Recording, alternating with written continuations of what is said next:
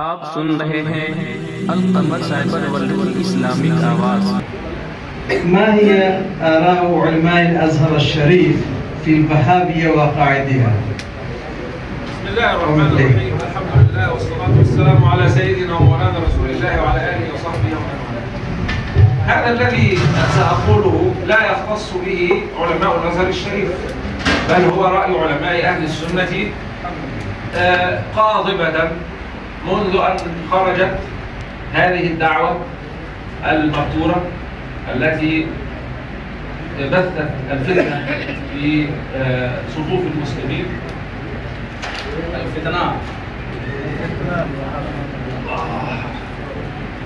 وأراقت لا أنا لا أريد بس أبسط قدمي إذا أذنتم، بس لا بس هذا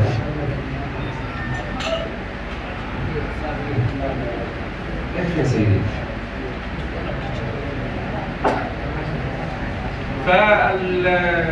فهؤلاء الموصوفون بالوهابية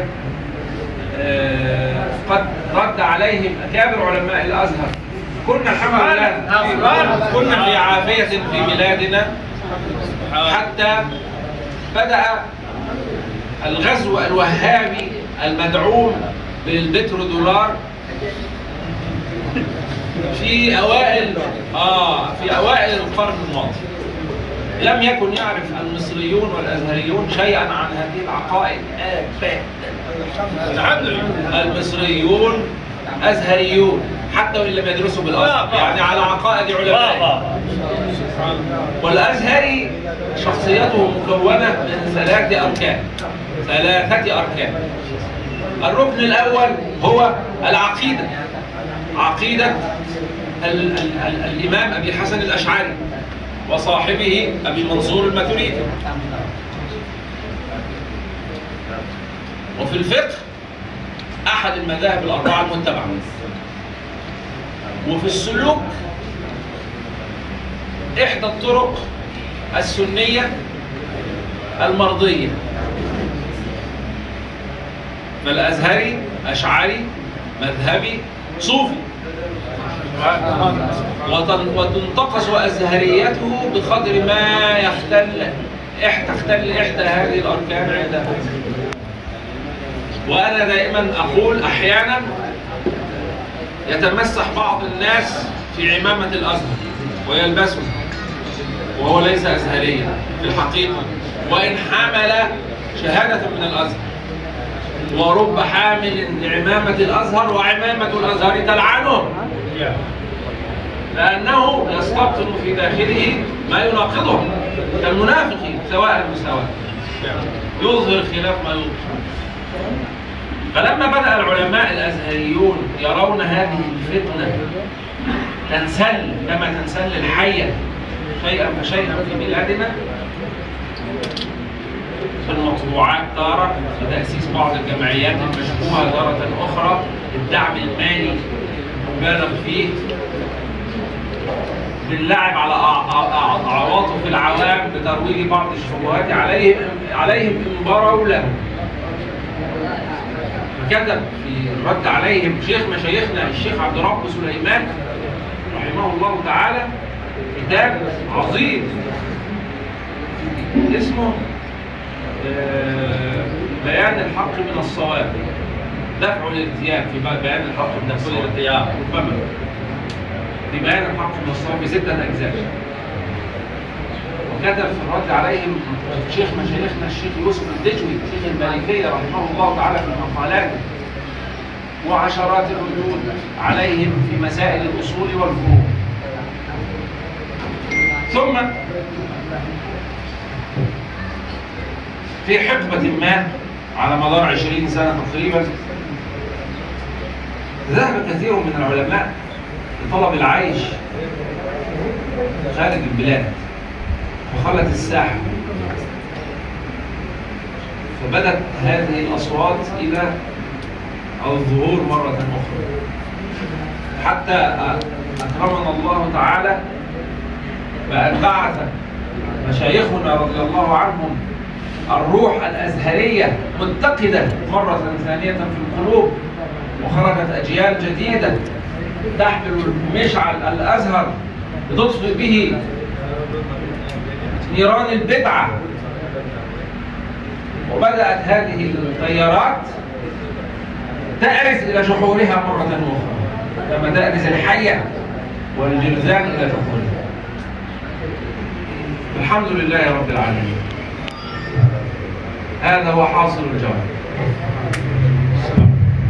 इंशाअल्लाह हज़रत से जो सवाल किया है तो आपने समझ ही लिया कि वहाबिया के ताल्लुक़ से अक़ायद उलमाए अज़हर क्या है। तो उन्होंने मुजमलन मुफस्सलन जवाब इनायत फरमाया है, जिसका इजमाल में मैं बता दूं कि उन्होंने फरमाया कि सिर्फ अज़हर ही नहीं बल्कि पूरा मिस्र ये अक़ायद वहाबिया से बरी है अल्हम्दुलिल्लाह। और उसके लिए जामे अज़हरी ने तमाम अहले सुन्नत एक साथ लड़ रहे हैं, और जो भी अज़हर के नाम पर जो बदअक़ीदे उसमें दाखिल होते हैं वो चाहे वो अज़हर की सर्टिफिकेट हो वो अज़हरी नहीं होता, इन्होंने फरमाया। अब हम सब खड़े होकर सलाम अर्ज़ कर लें।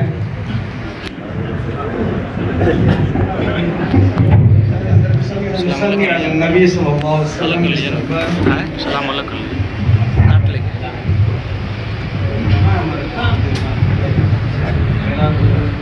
या नबी सलाम अलैका, या रसूल सलाम अलैका, या हबीब सलाम अलैका, सलावतुल्लाह अलैका।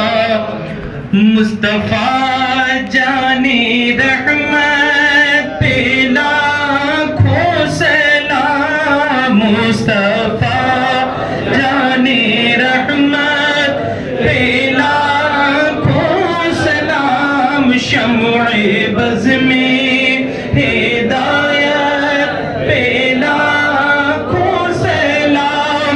शहरे यारी रम ताजदार हरम, शहरे यारी रम ताजदार हरम।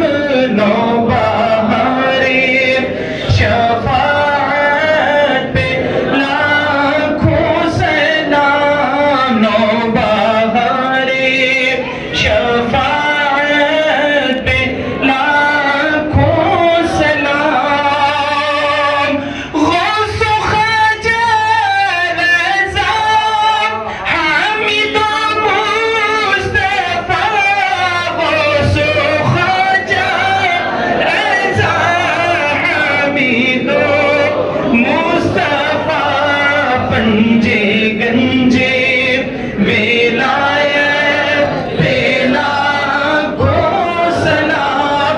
काशी महशर में जब उनकी आमद हो, काशी महशर में जब उनकी आमद हो, भेजे सब की शौकत पे लाखों सलाम।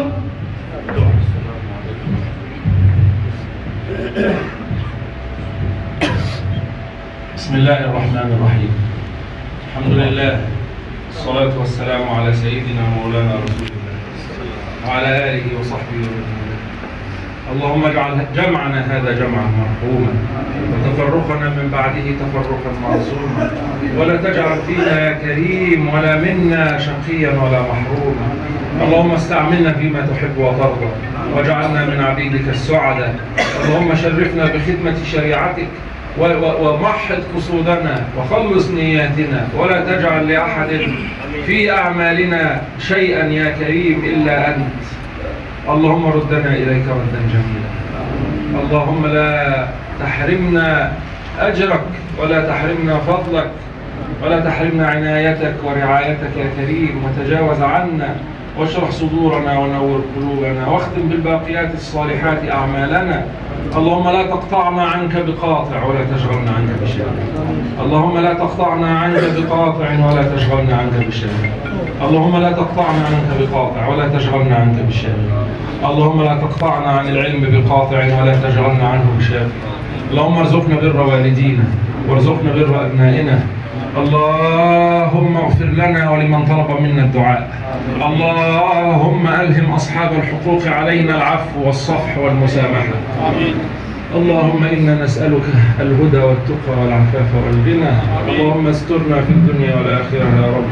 كمل معنا يا رب جميلك بالستر، الستر الجميل يا رب. اللهم استرها معنا يا رب ولا تفضحنا لا في الدنيا ولا في الآخرة. يا عالم السر منا لا تهتك الستر عنا وعافنا واعف عنا وكلنا حيث كنا. اللهم اغفر لنا ولمشايخنا ولوالدينا ولمن علمنا وتعلم منا. وصلى الله وسلم وبارك على سيدنا محمد. وأنا يعني أبشركم إن شاء الله إن كان ذلك محل البشرى أن قد تم الترتيب المبدئي إن شاء الله أننا قريبا بعد رمضان أو بعد العيد حيثما تيسرت الأمور سنعقد دورة علمية نزور البلاد إن شاء الله ونستقر في إحدى الولايات ونعقد دورة علمية مكثفة لمدة 3 أسابيع في فقه الحديث الشريف إن شاء الله. إن شاء الله فتختارون إن شاء الله يعني نجباء الطلبة ليحضروا هذه الدورة. وإن شاء الله سأبذل يعني قصارى جهدي بإذن الله لكي أرفع طلبكم هذا إلى فضيلة مولانا الإمام الأكبر شيخ جامع الأزهر، والله سبحانه وتعالى المسؤول أن يوفق وأن يجعل هذه الجهود جهودا مثمرة وأن ننال مطلوبنا بإذن الله. शुक्रन जजीलन। एक और ख़ास गुजारिश है आपसे, हम जानते हैं सबको शौक़ है कि हाथ मिलाएं हाथ चूमें, लेकिन कोविड-19 का ख्याल करो तो किसी को भी इजाज़त नहीं है कि उनसे हाथ मिलाएं, बस देख करके ही आप शफ़ियाबी हासिल करें।